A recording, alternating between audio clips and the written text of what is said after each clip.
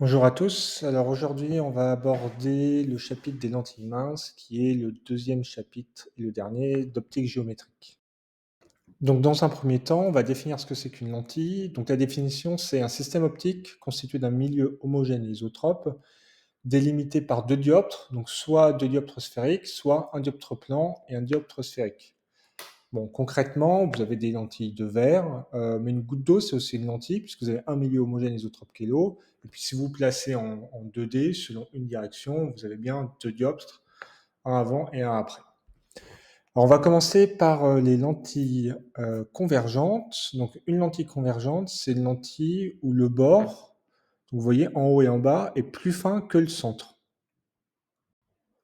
Donc soit c'est une lentille avec un dioptre concave à gauche, concave à droite, soit un dioptre plan à gauche, concave à droite, ou soit deux dioptres concaves, mais un peu en forme de lune.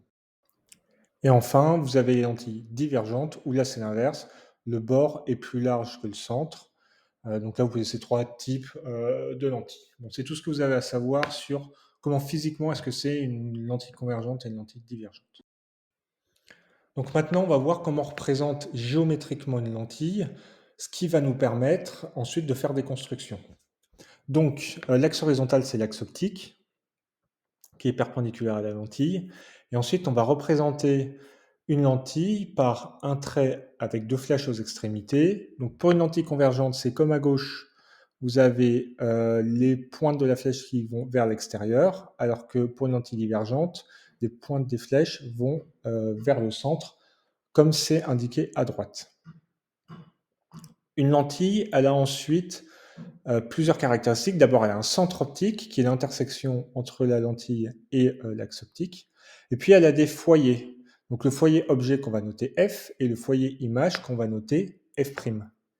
Ce que vous pouvez noter, c'est que deux choses. D'abord, pour la lentille convergente, le foyer objet est à gauche et le foyer image est à droite, alors que pour la lentille divergente, c'est l'inverse.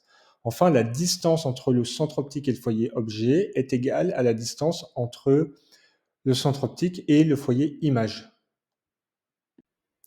Ensuite, on va noter petit f, la distance entre le centre et le foyer objet, et f', la distance entre le centre et le foyer image. Là, on a mis des barres au-dessus de ces distances parce qu'en optique géométrique, on considère des distances algébriques. C'est-à-dire que si on va de la gauche vers la droite ou du bas vers le haut, ça va être positif. Et si on va de la droite vers la gauche ou du haut vers le bas, ça va être négatif. Par exemple, pour la gauche, là, la lentille convergente, la distance f qui est égale à OF, elle est négative, alors que la distance OF', elle est positive. Et ainsi, vous avez F'O qui est égal à moins OF'. Donc F', on va appeler ça la distance focale, et on va appeler vergence 1 sur F', qui est aussi égal à, par définition, moins 1 sur F. Donc maintenant, on va passer à la partie peut-être la plus importante du cours, qui est comment construire l'image d'un objet à travers une lentille. Donc pour ça, on va se servir des trois points remarquables de la lentille, donc le centre optique et les deux foyers. Et ce qu'on va faire, c'est qu'on va tracer trois rayons qui sont trois rayons particuliers qui partent de l'objet, et on va voir où est-ce qu'ils se croisent. Donc le premier rayon, c'est le rayon qui va passer par le centre optique. Lui, il est jamais dévié. Il continue en ligne droite. Ensuite, on va utiliser le rayon qui passe par le foyer image. Le rayon qui passe par le foyer image, il arrive parallèlement à l'axe optique au niveau de la lentille. Donc vous voyez, il part parallèle et après il va au foyer image. Et enfin, le rayon qui passe par le foyer objet, il ressort parallèlement à la lentille. Et donc ça, c'est vrai à la fois pour la lentille convergente et pour la lentille divergente. Mais ce qui est intéressant, c'est que vous voyez, donc en fait, les rayons pour la lentille divergente ne se croisent pas réellement, c'est leur prolongement qui se croise.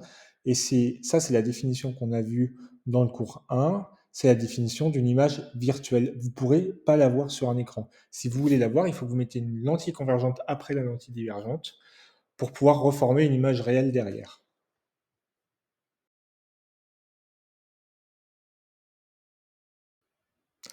Donc maintenant, on va passer aux formules de Descartes et on va parler du grandissement. Donc d'abord une définition.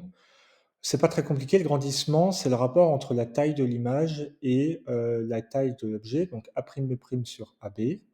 Donc là, on peut retrouver plusieurs propriétés. Donc si gamma il est plus grand que 1, ça veut dire que votre lentille elle est grossissante et donc que l'image est plus grande que l'objet. Maintenant, vous voyez que A'B' et AB sont des distances algébriques. Donc si l'image est dans le même sens que l'objet, alors gamma sera positif, puisque A'B' et AB sont du même sens. Et si, comme pour ce que vous voyez pour la lentille convergente, gamma est négatif, par exemple là vous avez A'B' qui est négatif et AB qui est positif, dans ce cas-là, gamma sera négatif, puisque les deux termes sont de signes opposés. Enfin, vous avez différentes formules qui permettent de relier les différentes grandeurs. Donc les formules de Descartes, elles permettent de relier le grandissement et la distance focale à la distance entre la lentille et l'objet, donc OA, et la distance entre la lentille et l'image OA'. Vous avez 1 sur OA' moins 1 sur OA qui est égal à 1 sur F', et le grandissement peut se calculer comme 1 sur OA' moins 1 sur OA. Ça, c'est des formules, bon, vous devez les connaître, mais surtout vous devez être capable de les redémontrer. Donc je vous laisse le faire tout seul. Peut-être que je le ferai dans une autre vidéo, mais concrètement, c'est du théorème de Thalès.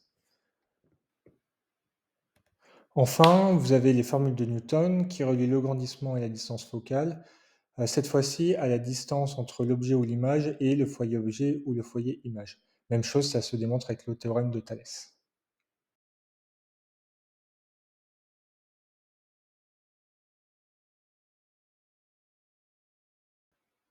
Voilà, c'est tout pour l'optique géométrique, et si ça vous a plu, n'hésitez pas à vous abonner, activer la cloche ou mettre un like.